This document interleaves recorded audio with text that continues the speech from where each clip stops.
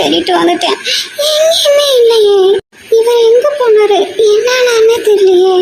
கத்துனாலும் ஒரு சவுண்டும் இல்லை. நாளைக்கு ஒரு வேலை கேட்கலையா என்னன்னே தெரியல. கடவுளே, உன்னாலதான் பாரத்தை போட்டு காத்துட்டு நிற்கேன். கண்டிப்பா ஒரு பத்திரமா வந்துடணும். கடவுளுக்கு மட்டும் என் மேல கருணையே வராது. கடவுளே கைவிட்ட பின்னாடிதான் பெற்றவங்களும் என்னை கைவிட்டுருப்பாங்க. அதனாலதான் இவ்வளோ தூரம் என்னை பெற்று வளர்த்து கொஞ்சம் கூட புரிஞ்சுக்காம நடந்துக்கிறாங்க. கொஞ்சம் கூட மனசாட்சியே இல்லை இந்த கடவுளுக்கு. என்னால் என் அப்பா அம்மா எவ்வளோ கஷ்டப்பட்டாங்க. சின்ன வயசுலேருந்து குப்பையில் பொறுக்கி திங்கிறதுலேருந்து என்னெல்லாம் கஷ்டப்படணுமோ எல்லா கஷ்டமும் நான் பட்டுட்டேன். எல்லாரும் கல்யாணத்துக்கு முன்னாடி வரைக்குமாவது அப்பா அம்மா சம்பாத்தியத்தில் சந்தோஷமாக ஜாலியாக லைஃப்பை ரன் பண்ணுவாங்க. ஆனால் இங்கே எனக்கு கோயிலில் கூட்ட ஆரம்பித்து அடுத்தவங்க வீட்டை கூட்டுறது, பாத்திரம் கழுவுறது, கக்கஸ் கழுவுறதுன்னு எல்லா வேலையும் கிடைக்கிறதெல்லாம் பண்ணி தானே என்னோட தேவைகளை முடிஞ்ச வரைக்கும் நானே பார்த்துக்கிறேன். எல்லாரும் அப்பா அம்மா காசில் சந்தோஷமாக இருக்கும்போது நம்ம காசில் சம்பாதிச்சு இப்போவே எல்லாம் பண்ணிக்கிறோன்னு மனசுக்குள்ளேயே எவ்வளோ பெருமைப்பட்டுப்போம். அதனால தானே படுற கஷ்டம் எல்லாம் தூசா நினச்சிட்டு நானும் ஓடுன்னு ஓடிக்கிட்டு இருக்கேன். அப்படி இருக்கீல, எல்லா பொண்ணுக்கும் சாதாரணமாக இருக்கிற ஆசை தானே. நான் என்ன ரொம்ப பேராசையாப்பட்டுட்டேன். எனக்கு அது வேணும் இது வேணும், என் ஹஸ்பண்ட் அப்படி இருக்கணும் இப்படி இருக்கணும் நல்லா கனவு கண்டேன். இல்லையே, எல்லா பொண்ணுங்களும் நினைக்கிற மாதிரி நல்லா வசதியான நல்லா செட்டிலான பையனாக பார்த்துக்கிட்டா இப்போவே இவ்வளோ கஷ்டப்பட்டாச்சு. ஆஃப்டர் மேரேஜ் ஆகுது சந்தோஷமாக ஜாலியாக லைஃப்பை என்ஜாய் பண்ண நான் நினச்சேன். அப்படியும் நினைக்கலையே. என்ன சொல்லப்போனா என்னோட லைஃபோ லைஃப் பார்ட்னர் பற்றியோ நான் ஒரு நிமிஷம் கூட இது வரைக்கும் யோசிச்சதே இல்லை. இப்போ வரைக்கும் நம்மளால தான் அப்பா கலெக்டர் வேலையை விட்டாரு, அவர் மறுபடியும் அந்த பொசிஷனில் வச்சு பார்க்க முடியாமல் போயிடுச்சேன்னு எவ்வளோ நொந்துட்டு தானே இருக்கேன். ஆனால் இந்த கடவுளாகவே இவரை எனக்கு தந்துட்டு அவராகவே தானே என் பின்னாடி வந்தாரு. அவராகவே தானே எனக்கு நம்பிக்கையும் கொடுத்தாரு. பெற்றவங்க எல்லா பிள்ளைங்களுக்கும் போது நமக்குன்னு வரது லைஃப் பார்ட்னர் மட்டும்தானே. அப்போ இவன் எனக்கானவன். என்னோட ப்ளஸ் மைனஸ் எல்லாத்தையும் ஏற்றுக்கிட்டு என்னோட நல்லது கெட்டது எல்லா சூழ்நிலையும் என் கூட துணியாக நிற்பான். இனி மிச்சம் இருக்கிற வாழ்க்கையிலையாவது நான் அழுதா சோகமாக இருந்தா என்னை ஆறுதல் படுத்தி தேத்தவும் நான் புலம்புறதை கேட்கவும் எனக்கு ஒரு ஆள் இருக்காங்கன்னு கொஞ்சமாக சந்தோஷம் கூட படலை. ஆனால் அதுக்குள்ள உடம்பாலையும் மனசாலையும் எத்தனை கஷ்டம். நான் மட்டும் இல்லை, இப்போ என்னால் அவரும் சேர்ந்து கஷ்டப்பட்டுட்டு இருக்காரு. நான் சாதாரணமாக ஆசைப்படுறது கூட இந்த கடவுளுக்கு நான் பேராசைப்படுற மாதிரி தோணுது போல இருக்கு. ஆனால் தான் எதுவுமே எனக்கு கிடைக்க விடுறதே இல்லை. அப்பா அம்மாவை எந்த வகையிலையும் குறை சொல்ல முடியாது. இது வரைக்கும் அவங்க வாயால் நீ ஒரு அதிர்ஷ்டம் கட்டவன் ஒரு அன்னைக்கு பர்சன்னு எக்காரணத்தை கொண்டு எந்த சூழ்நிலையிலும் இல்லை வேற சொல்ல மாற்றி கூட என்ன குத்தி காட்டுனதே இல்லைதான். ஆனாலும் என்னதானே அவங்க பொண்ணாக இருந்தாலும் அவங்க கேர் பண்ணிக்கிற அளவுக்கு என்ன கேர் பண்ணிக்கிட்டதே இல்லை. ஒருவேளை சத்யாப்பாவும் சத்யாம்மாவும் அவங்க பொண்ணை தான் நல்லா பார்த்துக்கிறாங்க, நம்ம பொண்ணை நல்லா பார்த்துக்கிறது இல்லைன்னு சொல்லிடுவாங்களோ இல்லை மற்றவங்க ஒரு மாதிரி பேசிடுவாங்களோன்னு நினச்சா என்னன்னே தெரியல. அவங்க பொண்ணை எனக்கு கொடுக்க வேண்டிய ப்ரியாரிட்டிஸ் இம்பார்ட்டன்ஸ் எல்லாமே அவ்வளோவா எனக்கு கிடைச்சதே இல்லை. ஆனால் இவர் அப்படி இல்லை. இம்பார்ட்டன்ஸ் ப்ரியாரிட்டிஸ் எல்லாமே எனக்கு தானே கொடுத்தார். எல்லா சூழ்நிலையும் என் கூட தானே எனக்காக பேசுகிறாரு. இன்னும் சொல்ல போனா ஒரு பொண்ணுக்கு பிடிச்சவன் வேணுமா புரிஞ்சவன் வேணுமானா பிடிச்சவனை விட புரிஞ்சவன் தான் ரொம்ப முக்கியம். அப்படி பார்த்தா எனக்கு இவர்கிட்ட ரெண்டுமே இருக்கு. எனக்கு இவரை ரொம்ப பிடிக்கவும் செய்யும், என்னை புரிஞ்சுக்கவும் செய்கிறாரு. ஆனால் ஏன் இப்படி கடவுள் சோதிக்கிறான்னு தெரியல. அனிதம்மா அடிக்கடி சொல்லுவாங்களே ஹாஸ்டலில் அங்கே இங்கேன்னு அடிக்கிற பொண்ணுங்கள்லாம் அப்படி இப்படி வீட்டுக்கு தெரியாமல் தப்பு பண்ணிட்டு பசங்களோட சுற்றிக்கிட்டு டேட்டிங் அப்படிங்கிற பேரில் என்னெல்லாமோ பண்ணிக்கிட்டு நினச்சா ஒருத்தவங்களோட சுற்றி திரிவாங்க. அப்படிப்பட்ட பொண்ணுங்களுக்கெல்லாம் நல்ல புருஷன் வந்து வாய்ப்பான். பெற்றவங்களுக்கு நம்மளால எந்த கெட்ட பேரும் வந்துடக்கூடாது, நம்மளால எங்கேயும் அவங்க தலை குனிஞ்சு நின்றக்கூடாதுன்னு நினைக்கிற பொண்ணுங்களுக்கெல்லாம் பெற்றவங்களா பார்த்து வாழ்க்கை அமைச்சு தரோன்னு சொல்லி தள்ளி விடுற கிணறு தான் பிடிக்காத புரியாத மரமண்டைகளாக வந்து அமைங்க, ஆகாவலியாக வந்து அமைங்க. எல்லாம் நம்ம தலை எழுத்துட்டு புலம்புவாங்க. அப்பெல்லாம் என்னடா இப்படி பேசுறாங்களேன்னு யோசிப்பேன். ஆனா இப்ப என் வாழ்க்கையிலே நடக்கும் போதுதான் புரியுது. பிடிச்சவனை புரிஞ்சவனை நல்லவனை நம்ம வாழ்க்கையில ரொம்ப தூரம் டிராவல் பண்ண கொடுத்தே வைக்காது போல இருக்கு. சிலருக்கு வாழ்க்கையில முன்னாடியே வந்துட்டு ஏதோ ஒரு காரணத்தால பிரிஞ்சு போயிடுறாங்க. சிலருக்கு வாழ்க்கை முடிஞ்ச பின்னாடி வந்தா என்ன வரலினா என்ன 6 மணி நேரத்துல இறங்க போற பஸ் டிராவல்ல கேட்குற 5 நிமிஷம் பாட்டாட்ட அவங்களோட நினைவுகளை அப்படியே எங்கேயோ ஓரமா ஓட்டிட்டு நிற்கும். எனக்கும் அப்படிதான் அமைச்சு கொடுக்கணும்னு கடவுள் நினைச்சிட்டு இருக்காரு போல இருக்கு. நான் அப்படி என்னதான் பாவம் பண்ணேன் தெரியலையே. கடவுளுக்கே என் மேல தீராத பண்ணும். நல்லா வச்சு வச்சு பழி வாங்குறாரு. யாராவது பெத்த பிள்ளைக்கு கஷ்டம் தருவாங்களா? கஷ்டம் பண்ணுந்தான். செடி எப்படி கஷ்டப்படாமையே மரமா வளரும்? வெயிலையும் மழையிலையும் காத்துலயே கிடந்தா தானே அது ஸ்ட்ராங் ஆகி நல்லா வரும். ஆனா அதுக்காக இப்படியெல்லாம் சோதிக்க கூடாதுப்பா. ஆனாலும் உன் மேல என் அப்பாவுக்கு ரொம்ப நம்பிக்கை தெரியுமா? எப்பவுமே என்ன சொல்வார் தெரியுமா? நீ பிடிச்சிக்கிட்டா பயந்து எங்காவது கையை விட்டுடுவ. ஆனால் நான் உன்னை பிடிச்சிக்கிறேன். நான் இக்காந்த கொண்டு கையை விட மாட்டேன். நான் உன்னோட அப்பா, உன்னை காப்பாற்றுற பொறுப்பில் இருக்கேன்னு சொல்லுவார். அதுபோல் கடவுளும் உன்னால் சுமக்க முடிஞ்ச சமயம் மட்டும்தான் உன் தலையில் ஏற்றுவார். உன்னால் சுமக்க முடியாத சமயம் உன் தலையில் வைக்கும்போது கடவுளே உனக்கு துணையாக நின்று உன்னோட சேர்த்து அந்த சமயம் சுமப்பாரு அப்படின்னு என் அப்பா சொல்லுவார். ஆனால் இப்போ பார்த்தா நீ இருக்கியா இல்லையாங்கிறதே எனக்கு சந்தேகமாக இருக்கு. கொஞ்சம் இவர் என் வாழ்க்கையில் வரும்போது உன் மேலே நம்பிக்கை வந்தது உண்மைதான்.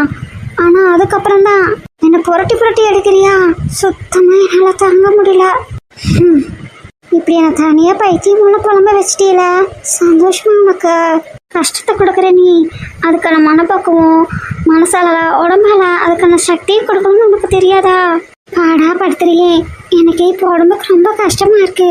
அவர் வேற எங்கேன்னு தெரியல. எவ்வளோ தூரம் தேடிட்டு வந்துட்டேன். இங்கே நான் வந்து எவ்வளோ நேரம் ஆகுது. இன்னுமே அவர் காணல.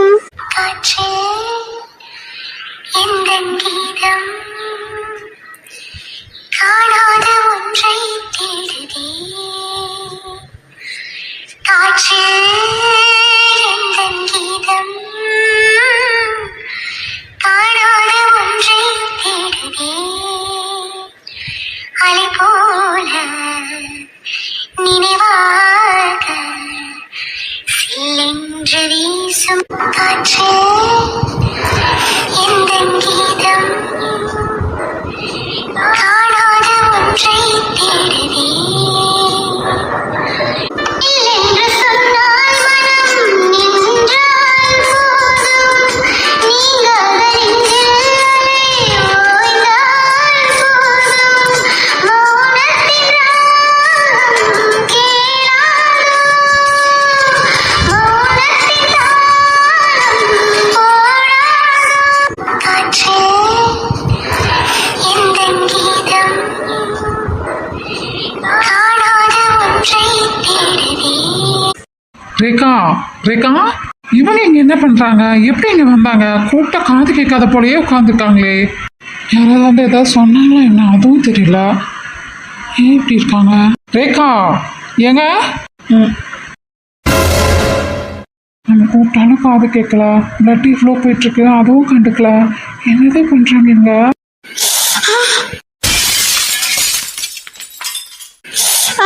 வலிக்குது. இவ்வளோ பிளட்டு போயிட்டு இருக்கு, அப்பெல்லாம் வலி தெரியல. நான் தொட்டதும் வலி தெரியுதோ? சாரை மட்டும் நான் எங்கெல்லாம் தேடி அலைஞ்சேன். அப்பெல்லாம் கண்ணால படல. இப்போ எங்கேருந்து வந்தீங்க? எப்போ வந்தீங்கன்னு கூட எனக்கு தெரியல. என்ன என்ன தேடியா வந்தீங்க? சாரி. இப்போ இதோ வீட்டுக்கு போயிடலாம். போலாமா? இறக்கி விடுங்க, நடந்தே வந்துடுவேன். பரவாயில்ல, இருக்கட்டும். செப்பல் கூட தொடாமையா வர்றது? அது ஒன்றும் இல்லை. என்ன இல்லை, உங்களுக்கு ஏதோ ஆகிற மாதிரி தோணுச்சா? அதான். எனக்கு என்னம்மா, நல்லா தானே இருக்கேன். இல்லை, கொலுசுங்க தெரியல. ஓடி வரும்போது எங்கேயாவது விழுந்திருக்கும். சரி, அதெல்லாம் இருக்கட்டும். உங்களுக்கு நிஜமா ஒன்றும் இல்லைல்ல? நீயே பார்க்குறல, நான் நல்லா தானே இருக்கேன். அப்புறம் என்ன? இல்லை, நீங்கள் என்னை தூக்க வேண்டாம். கீழே இறக்கி விடுங்களேன், நடந்தே வரேன். ஏன்? அதான் கால் அடிபட்டுருக்குல்ல, அப்புறம் எப்படி நொண்டி நொண்டி எவ்வளோ நேரம் நடப்பேன் மலையில? என்னவோ நடந்திருக்கு, அந்த வேகத்துல தான் வந்திருக்கீங்க. என்கிட்ட அதை மறைக்கிறீங்க. ஏதாவது கெட்டதாக தான் இருந்திருக்கும். அதனால வந்த வேகத்துக்கு உங்களுக்கு தெரியல. இப்போ போகும்போது கஷ்டமா இருக்கும், அதான் தூக்கியிருக்கேன். அப்படியெல்லாம் ஒன்றும் இல்லை. இல்லைன்னா ஏன் அழுதுட்டு உட்காந்துருக்க போறீங்க? நான் வந்துருவேன் நம்பிக்கையில உட்காந்துருக்கணும். ஆமாம்மா, நான் வந்து பார்த்தனே, நம்ம கால் வெட்டின பக்கம் கால் மட்டும் தான் இருந்தது, இங்கே இல்லையே. நீ அங்க வரைக்கும் வந்துட்டா திரும்ப வந்து இங்க உட்காந்துருக்க? சொல்லுங்க, எங்க போனீங்க? எனக்கே திரும்பி வர வழி தெரியாது. நானே முதல்லலாம் யசோதான்னு போட்டிருக்கோம், அதை பார்த்து வருவேன். இப்போ நல்லா லைட் செட்டிங்கெல்லாம் போட்டு நல்லாவே போர்டு போட்டிருக்காங்க, அதை வச்சு தான் போவேன். நீங்கள் எப்படி திரும்பி வருவீங்க? அப்புறம் உங்களுக்கு தெரியாத ஏரியாவாச்சே, எங்கே போனீங்க? இதெல்லாம் யோசிச்சு தான் இங்கேயே உட்காந்துருந்தேன். அது அது கார் சாவி மிஸ் பண்ணிட்டேன்னா அதான் அதை தேடி எடுத்துகிட்டு வர போனேன். நிஜமா வேற ஒன்றும் இல்லை? அதான் இல்லைன்னு சொல்கிறேன்ல, நம்பவே மாட்டியா? இல்லை, நீங்கள் கார் சாவியை மிஸ் பண்ணுறாங்கலாம் இல்லையே, அதான் கேட்டேன். மழை தண்ணியில் கீழே விழுந்துருச்சுமா. எப்படி எப்படி விழுந்தது? என்னாச்சு உங்களுக்கு? உங்கள் அப்பா ஒரு ஐஏஎஸ், உங்கள் சத்யன் அப்பா ஒரு கமிஷனரு, உங்கள் சத்யம்மா ஒரு ஐஜி. இப்போ நீங்கள் என்னாச்சு? அவங்க புத்தி உங்களுக்கு வந்துடுச்சோ? நோண்டி கேள்வி கேட்டுட்ருக்கீங்க. கேட்ட கேள்விக்கு பதில். அது எப்படியும் கை நழுவி விழுந்துருச்சுமா. அது எப்படி கை நழுவி விழும்? கை நழுவி விழுந்துதா இல்லை யார் கூட யாரும் சண்டை போட்டீங்களா? என்ன பதிலே இல்லை? நான் தான் என்ன சொன்னாலும் நீங்கள் நம்ப போகிறதில்ல, அப்புறம் என்னத்த சொல்ல? வாயை திறந்தாவே பொய்யா வந்தா எப்படி நம்புறது? பொய்யா? நான் எங்க சொன்னேன்? ஆமாம்மா, நீங்க நிறைய பொய் தான் சொல்றீங்க. ரேகா, பின்னாடி உங்க சட்டை கிழிஞ்சு கிடக்கேன், அதுதான் உண்மையை சொல்லுது. மாட்டிக்கிட்டீங்களா? சொல்லுங்க. வீட்டுக்கு போலாமா? ம், ஷபா, சொல்லுங்கன்னு சொன்னேன். யார் நல்லா தெரியல மாத்தாயே. நான் காருக்குள்ளே போய் ஸ்டார்ட் ஆகுதான்னு பார்த்தேன், ஸ்டார்ட் ஆகலை. முன்னாடி ஓப்பன் பண்ணி பார்த்தேன், அங்கேயும் ஒன்றும் இல்லை. திடீர்னு பார்த்தா எனக்கு மட்டும் லைட் வெளிச்சம் வருது. அப்புறம் தான் 4-5 பேர் வந்தாங்க, சண்டை நடந்துச்சு. மற்றபடி எனக்கெல்லாம் ஒன்றும் இல்லை. இதுக்கு தான் படிச்சு சொன்னேன், போகாதீங்க, எந்த கடையும் இங்கே திறந்துருக்காது, காலையில் பார்த்துக்கலாம், இது நமக்கு தெரியாத ஏரியான்னு. ஏதாவது சொன்னால் கேட்குறீங்களா? சரிம்மா, அதான் வந்துட்டேன், எல்லாம் வீடு. என்ன சரிம்மான்ட்டு அப்படியே மழுப்பவே பார்ப்பீங்களாக்கும். ஆமாம், அப்படியே மழுப்புனா இப்போ விட்டுருவா. இறக்கி விடுங்கன்னு சொல்லி எவ்வளோ நேரம் ஆச்சு? இப்போ வரைக்கும் இறக்கி விட்டுருக்கீங்களா? இப்போ என்னதான் உனக்கு? அப்படியா? சரி, இப்போ சரி, மழையில் ரொம்ப நேரம் நினைக்கிறீங்க. உங்களுக்கு ஆல்ரெடி சிஎஃப்னால ஏதாவது பிரச்சனை வந்துட்டா கூட எப்படி ஹேண்டில் பண்ணணும்னு எனக்கு தெரியாது. இதில் இது வேறையா? ரேகா, நீ உங்களோட குறைய நான் சொல்லலைங்க, அதுக்கேற்ற மாதிரி நம்மளும் கவனமாக இருக்கணும்ல, அதை தான் சொல்ல வந்தேன். நீங்கள் தப்பாக புரிஞ்சுக்காதீங்க. ஏரேக்கா, எனக்கு இது ஒரு பிரச்சனையை வச்சுக்கிட்டு நான் நார்மலாக ஒரு லைஃப்பை வாழவே கூடாது இல்லை? அப்படி இல்லைங்க, நான் சொல்கிறேன்ல, அஜய் உங்கள் அப்பா யாருமே நம்ம கூட இல்லை. உங்களுக்கு ஏதாவதுனா என்ன பண்ணுறதுன்னு அந்த பதட்டத்தில் எனக்கும் எதுவும் தோணாது, அதை தான் சொல்கிறேன். போதும் ரேகா, ஏங்க வீட்டுக்கு போகலாம். எப்படி நினச்சிருக்கீங்க பாருங்க. சரி, நானே தவட்டிக்கலாம், நீ வீடு. ஏன்? அதை சொல்கிறேன்ல, நீ வீடு. நானும் ஏன்னு கேட்குறேன்ல. விடுன்னு சொல்லிட்டேன் ரேகா. ஏங்க உங்களுக்கு? கையை எடுனா எடு. ஏன்? நான் தொட்டா உங்களுக்கு அப்படியே கம்பளி பூச்சி வர்ற மாதிரி இருக்காக்கும். அப்பா, கேட்டதுக்கு பதில். அதான் ஒரு டாக்டரை பேஷண்ட்டை பார்க்குற மாதிரி பார்க்குறியே, அதுக்கு எதுக்கு பார்க்கணும்? பார்க்கவே வேண்டாம். ஏங்க? நீ போய் ட்ரெஸ்ஸை மாற்றிட்டு சாப்பிட்டுட்டு உறங்கு. என்ன பார்த்துக்க எனக்கு தெரியும். ஆமாம்மா, டாக்டராச்சே, உங்களை பார்த்துக்க உங்களுக்கு தெரியாதா என்ன?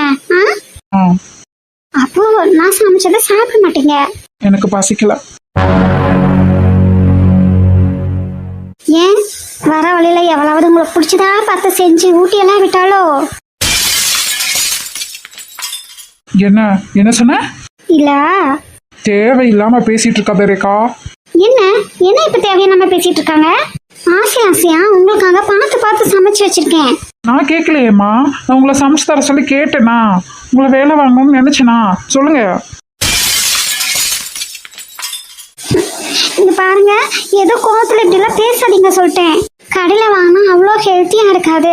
நான் உங்களுக்கு பார்த்து செஞ்சு தரதுல போடுற எஃபெக்ட் அவங்க போட மாட்டாங்க. ஓ, அவங்களுக்காக பார்த்து சமைக்கிறதுல டேஸ்ட் மட்டுமா இருக்கும், என்னோட பாசமும் கலந்து தானே இருக்கும். மனசுக்கு பிடிச்சவங்களுக்கு பிடிச்ச மாதிரி சமைச்சு தரது. ஒருத்தங்க நமக்காக பார்த்து செஞ்சு சமைச்சு சாப்பிட வைக்கிறது எவ்வளோ பெரிய இது தெரியுமா? எனக்கு தெரியாதுமா, நீங்க வேணா சொல்லுங்க, நான் தெரிஞ்சுக்கிறேன். உங்களுக்கு தான் எல்லாரும் இருக்காங்களே, எனக்கு தான் யாரும் இல்லையே. நான் தான் எல்லாரும் இருந்து யாரும் இல்லாத அனாதையாச்சு. அப்புறம் எப்படிமா எனக்கு இதெல்லாம் தெரியும்? உங்களுக்கு தாங்க மேடம், உங்க அப்பா அம்மா, ரேவதி அப்பா அம்மா, அந்த ஆரஞ்சு மண்டையனோட அப்பா அம்மா, நீ எத்தனை பேர் தாங்கிறதுக்கு? எனக்கெல்லாம் அப்படி வாழ்றதுக்கு கொடுத்து வைக்கல. பணங்காசு இருந்தா மட்டும் போதாது, பாசபந்தமும் இருக்கணும். அதுக்கெல்லாம் எங்களுக்கு கொடுப்பனை இல்லை. உங்களுக்கெல்லாம் கொடுப்பனை இருக்குமா? நீங்க சொல்லுங்க, நாங்க தெரிஞ்சுக்கிறோம். ஏன் இப்படிலாம் பேசுறீங்க? எவ்வளோ கஷ்டமா இருக்கு தெரியுமா? உங்களுக்காக உங்க அப்பா, ஜெயினா, அம்மு எல்லாரும் தானே இருக்கும். பின்ன எல்லாரும் இருந்தா யாரும் இல்லாத அனாதனான்னு சொல்றீங்க. ஏன் இப்படிலாம் கஷ்டப்படுத்துறீங்க என்ன? உங்களுக்கு ஒண்ணுனா உங்க அண்ணா, அப்பா, ஜெயினா அத்தனை பேரும் அப்படி ஓடி வராங்க. இல்லை என்ன போல நீங்க வேலை கொடுத்து வைக்கலன்னு சொல்றீங்க. பின்ன நான் உங்களை பேஷண்ட் மாதிரி கவனிச்சுக்கிறேனா? சின்ன வயசுலேருந்து ஆசைப்பட்டதெல்லாம் எதுவுமே கிடைச்சதே இல்லை. பிடிச்சவங்களும் என் கூட இருந்ததே இல்லை. அப்படியே இருந்தாலும் அவங்க எனக்காக இருந்ததில்லை. நீங்கள் சொல்கிறவங்க எல்லாருமே என் கூட எனக்குள்ளே இருக்காங்க தான். ஆனால் அவங்க எனக்காகன்னு இல்லையே. நீங்கள் மட்டும்தானே என்னோட வாழ்க்கையில் என்ன வேணால் எனக்காக இருக்கீங்க. அப்போ நீங்கள் எனக்கு கொடுக்குற respect, affection, love, care, priority, importance எல்லாமே நானும் உங்களுக்கு திருப்பி கொடுக்கணும்ல.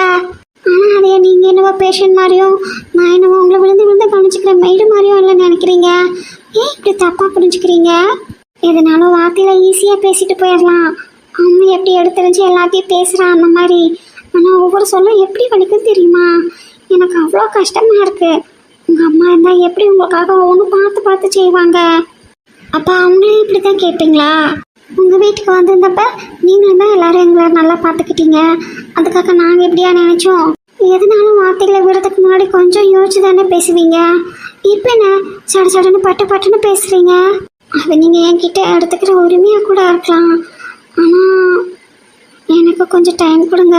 இதெல்லாம் நான் அக்செப்ட் பண்ணிக்க. நம்ம மீட் பண்ண நாள்லேருந்து நாட்கள் எவ்வளோ டென்ஷனாக போயிட்டுருக்கு தெரியுமா உங்களுக்கு? ஃபங்க்ஷன், அந்த விஐபி வீடு, அலைச்சல்னு சுற்றிக்கிட்டே தான் இருந்தோம். எங்கே பார்த்தாலும் ப்ராப்ளம்ஸ் தான். உங்களுக்கு என்னப்பா, நீங்கள் பெரிய பிஸ்னஸ் மேனோட பையன். இதெல்லாம் உங்களுக்கு கொஞ்சமாவது பார்த்து பழக்கம் இருக்குது. எனக்கும் அந்த மாதிரி கொஞ்சம் கொஞ்சம் பார்த்து பழக்கம் இருக்குதா. இருந்தாலும் சின்ன வயசுலேருந்து ஓடுன்னு ஓடியே பழகிட்டேனா. அதனால் எப்படா இந்த வாழ்க்கை முடியும், இல்லை தண்ணி இல்லாத தண்ணி தீவுக்கு எங்கேயாச்சும் போவோம், நிம்மதியாக கொஞ்சம் மூச்சு விடலான்னு தோணும். உங்களுக்கு எப்படியா? அப்படியே தான் எனக்கும் வீடு, ப்ராப்ளம், ஹாஸ்பிட்டல்னு இப்படியே தான் லைஃப் போகுது. என்ன உங்களுக்கு கொஞ்சம் வசதி நல்லா இருக்குது, எனக்கு அப்படி இல்லை. அவ்வளோதானே வித்தியாசம். அது இல்லாமல் சொல்லணும்னா உங்களுக்கு உங்கள் அப்பா, அண்ணா, அஜய்னு பெரிய சப்போர்ட் இருக்குது. ஏன்னா உங்கள் அப்பா பெரிய பிஸ்னஸ் மேனுங்கிறதால ஒரு நிமிஷம் நினச்சாருன்னா உலகத்தையே மாற்றி அமைச்சிருவாரு. ஆனால் எனக்கு அப்படி இல்லையே. எனக்கு நீங்கள் சொன்ன மாதிரி அம்மு, அந்த அண்ணா, என் அப்பா அம்மா, அவங்க அப்பா அம்மான்னு எல்லாத்தோட சப்போர்ட்டும் இருக்குதா. ஆனாலும் எல்லா சுச்சுவேஷனையும் பயந்து ஃபேஸ் பண்ண ரெடியாக தான் இருக்கணும். உங்களுக்கு அப்படி இல்லைங்க. உங்கள் அப்பா நினச்சா சுச்சுவேஷனையே மாற்றி அமைப்பார். அது உங்களுக்கு புரியல. இப்போ கூட அந்த விஐபி எங்களை பொறுத்த வரைக்கும் பெரிய ஆளாக இருக்கலாம். ஆனால் உங்களையும் உங்கள் அப்பாவை பொறுத்த வரைக்கும் அப்படி இல்லை. நினச்சா சுட்டு பொசுக்கி தள்ளிட்டு அதனால வேறு வேலையை பார்த்துட்டு போயிட்டே இருப்பீங்க. ஆனால் ஏன் யோசிச்சுட்ருக்கீங்கன்னு எனக்கு தெரியல. ஆனால் நாங்கள் அப்படி பண்ண முடியுமா? இப்போ சத்யா பார்க்க எடுத்துக்கங்க. நீங்கள் அவருக்கு கால் வராதுன்னு சொல்லிட்டீங்க. ஆனால் மேற்கொண்டு உங்களாலான முயற்சிகளை நீங்கள் பண்ணிட்டு தான் இருக்கீங்க. ஆனால் என்ன ஏதுன்னு எனக்கு விவரம் தெரியாதுதான். இதே எங்கள் சைட்லேருந்து நாங்கள் பண்ண முடியல. இதெல்லாம் நான் சொல்கிற காட்டி உங்களை நான் செல்வாக்க வச்சு எடை போடலன்னு நினைக்க வேண்டாம். அப்படி இல்லை. வாழ்க்கையில் நிறைய பிரச்சனைகள்ல பணம் தான் முக்கிய காரணமாக இருக்குது. அந்த பிரச்சனை உங்களுக்கு இல்லை. ஆனால் எங்களுக்கு அப்படி இல்லை. பணம் தான் எல்லா சந்தோஷத்துக்கும் பிரச்சனைக்கும் முக்கிய காரணமாக இருக்குது. அது இல்லாமல் நாங்கள் எவ்வளவோ இழந்திருக்கோம். உங்களையும் இழந்துடக்கூடாது அப்படிங்கிறதுக்காகத்தானே அவனும் பார்த்து பார்த்து பண்ணுறேன். உங்களுக்கும் இல்லை, எல்லாத்துக்கும் பார்த்து பார்த்து தானே பண்ணுறேன். ஏன்னா ஒன்ஸ் ஹெல்த்து போச்சுன்னா லைஃபே போச்சு. நான் சொல்கிறது எல்லாத்துக்கும் காமெடியாகவும் இதெல்லாம் ஒரு விஷயமானு தோணும். இப்போ சத்யா பாவையே எடுத்துக்கோங்க. கால் போச்சு, அவரால் இனி எழுந்து நடக்க முடியாது. அப்போ அவரோட இயல்பான வாழ்க்கையை அவர் இழந்துட்டாருன்னு தானே அர்த்தம். ஒவ்வொன்றுக்கும் சத்தியமா இல்லை ரமேஷ் அண்ணாவோட ஹெல்ப் வேண்டியதாக இருக்குது. பழையபடி அவர் கம்பீரமாக இருந்த மாதிரி இருக்க முடியுமா? இல்லைல்ல. எடுத்துருக்கிற மெடிசன்ஸும் அதுக்கேற்ற மாதிரி வேலையை காட்டும்ல. நீங்களே என்கிட்ட சொல்லியிருக்கீங்க, என் அம்மாவே சொல்லியிருக்காங்க. ஏன் அம்மா சத்தியமான எல்லாருமே குழந்தையிலேன்னு அவங்க சொல்கிறாங்க, இவங்க சொல்கிறாங்க, அந்த இலை பறித்து சாப்பிட, இந்த இலை பறித்து சாப்பிடன்னு என்னெல்லாமோ பண்ணியிருக்காங்க. ட்ரீட்மெண்ட்டும் நிறைய எடுத்திருக்காங்க. மெடிசின்ஸு, இன்ஜெக்ஷன்ஸு எல்லாமே எடுத்திருக்காங்க. சத்தியமாக ஏதோ அவங்களோட வேலைக்காக எக்ஸசைஸு அது இதுன்னு பண்ணவும் உடம்பு சரியாயிடுச்சு. ஆனாலும் ஹார்மோன்ஸ் இம்பேலன்ஸ் ஆனது தானே, அதனால் வர ப்ராப்ளம்ஸ் வந்துட்டு தானே இருக்கும். அவங்களுக்குன்னு இல்லை, என் அம்மாக்கும் அப்படி தான். அப்படி இருக்கல உருவம் இயல்பு எல்லாமே மாறி போச்சுல்ல. இப்போ எனக்கே எடுத்துக்கோங்க, அன்றைக்கி விஷம் சாப்பிட்டு இன்னும் நான் நார்மலான மாதிரியே இல்லை. கிளாஸ் ஏறினது கூட தெரியாமல் தான் நான் கோயிலில் உட்காந்துருந்தேன். நீங்கள் வந்து பார்த்து சொல்லலை நான் கண்டிருக்கவே மாட்டேன். சில சமயம் சாப்பாடே ஜீரணம் ஆகிறதில்ல, வாமிட் ஆகிற மாதிரி இருக்குது. 2 வாய்க்கு மேலே சாப்பிடவே முடியல. இதில் மோஷன் போகிறதுக்கு சில சமயம் கஷ்டமாக இருக்குது. இன்னும் சில சமயம் மயக்க வர மாட்டுக்கா இருக்குது. தண்ணி குடிக்கணும் போல இருக்கும், சில சமயம் குடிக்கவே தோணாது. சில சமயம் குடிச்சிட்டே இருக்கணும் போலவே தோணும், ஆனால் குடிச்சு திருப்தியே வராது. பிடிச்சதெல்லாம் பார்க்கும்போது நல்லா சாப்பிடணும் போல தோணும், ஆனால் சாப்பிடவே முடியாது. வயிறெல்லாம் அப்செட்டா ஒரு மாதிரியா நார்மலாக எப்போ இருக்கிற மாதிரி இருக்கவே முடியல. இல்லைன்னா நீங்கள் வராமல் நான் உட்காந்து தூங்கியிருப்பேனா, இல்லை உங்களை அவ்வளோ தூரம் தேடி வந்தவன் அங்கேயே உட்காந்துருப்பேனா? முடியல அப்படி சொல்லி தானே உட்காந்தேன். அது போலலாம் நீங்களும் கஷ்டப்படக்கூடாதுங்கிறதுக்காகத்தானே உங்கள் உடம்ப நீங்கள் பார்த்துக்கங்கன்னு பார்த்து உங்களுக்கு ஒவ்வொன்றும் செய்கிறேன். அதை நீங்கள் தப்பாக புரிஞ்சுட்டு இப்படியெல்லாம் கோவப்படுறீங்க. காலையில் ஸ்கேன் பார்த்தது இப்போ வரைக்கும் நீங்கள் ஒரு வார்த்தை கூட அதை பற்றி சொல்லலை. நானும் எதுவும் கேட்கவும் இல்லை. நீங்களா சொல்லுவீங்கன்னு வெயிட் பண்ணுறேன். நீங்கள் சொல்லாமல் இருக்கும்போதே அதில் ஏதோ இருக்குன்னு தெரிஞ்சுக்கணும். அது சரியாகிற வரைக்கும் உங்கள் பிள்ளையிலேருந்து நலவும் முடியாது, அதுவும் எனக்கு நல்லா தெரியும். இப்படி எனக்கு ஏதாவது பிரச்சனை வந்துக்கிட்டே இருந்தால் என்னால் நார்மலாக இருக்கவும் முடியாது. எனக்கா ஏதாவது செஞ்சு சாப்பிட்ணுன்னு தோணும், இல்லை உங்களுக்கு இதெல்லாம் செஞ்சு தரணும்னு எனக்கும் ஒரு ஆசை இருக்கும்ல. அதெல்லாம் செய்கிறதுக்கு உடம்புல தேம்பு இல்லாமல் போயிடுச்சுன்னா எங்கள் அம்மா வாட்ட தான் ஹோட்டலில் வேலை பார்க்குறவங்க கிட்ட சொல்லிட்டு எனக்கு பிடிச்ச மாதிரி இல்லைன்னு புலம்பிட்டு இருக்க வேண்டியதுதான். அதுக்கு தான் உடம்புல தேம்பும் ஆசையும் இருக்கும்போதே செஞ்சு சாப்பிட்றணும். அதே போல் என் கையால் ஆசை தீர உங்களுக்கு செஞ்சு கொடுத்து உங்களை சாப்பிட வச்சும் அழகு பார்த்துடணும். ஏதோ ஒரு தப்புன்னா சொல்லுங்க, நீங்கள் என்ன பனிஷ்மெண்ட் கொடுத்தாலும் நான் ஏற்றுக்கிறேன்ப்பா. ஆனால் கோவம் மட்டும் படாதீங்க. என் அப்பா அம்மா என் மேலே கோவப்பட்டா எனக்கு சமாதானம் பண்ண கூட ஆள் இல்லைன்னா அவங்க என் மேலே கோவத்தை காட்டினதே இல்லை. அப்படியே காட்டிட்டாலும் அடுத்த நிமிஷம் அவங்களே என்ன சமாதானம் பண்ணிடுவாங்க. எனக்கு தான் வேற பக்கம் போகிறதுக்கு போக்கிடமோ ஆறுதான் சொல்லவும் ஆள் இல்லாமல் போச்சு. அதனால் அப்பா அம்மாவோட கோவத்தை ஹேண்டில் பண்ணி எனக்கு பழக்கமே இல்லை. மற்றவங்க என் மேலே கோவப்படுற மாதிரி நான் நடந்துக்கிட்டதும் இல்லை. அப்படியே அவங்களாம் கோவப்பட்டாலும் எனக்காக எங்கேனாலும் என் அப்பா வந்து நின்றுவார். அதனால தான் நீங்கள் என் மேலே கோவப்படும் போது எனக்கு அதை ஹேண்டில் பண்ண தெரியல. அந்த பக்கமும் எனக்கு இல்லை. இன்னும் சொல்லப்போனால் ஸ்கூல் காலேஜ்னு பப்ளிக் பிளேஸில் யாராவது என் மேலே கோவப்பட்டா அப்பா வந்து நின்றுவாங்களா? இல்லைன்னா அமைதியாக அழுதுகிட்டே நின்றுவேன். உங்களுக்கு தான் நான் அழுதா பிடிக்காதே, அதனால தான் என்ன பண்ணுறது தெரியல. சாரி, இனிமேல் நான் உங்களை கஷ்டப்படுத்துகிற மாதிரி பேச மாட்டேன். நீங்களும் அப்படி பேசக்கூடாது சரியா? நான் ஏதாவது தப்பாக பேசியிருந்தா பண்ணியிருந்தா I am very very sorry. என்னை மன்னிச்சிருவீங்களா? சாப்பிட்டுட்டு தான் தூங்கணும் சரியா?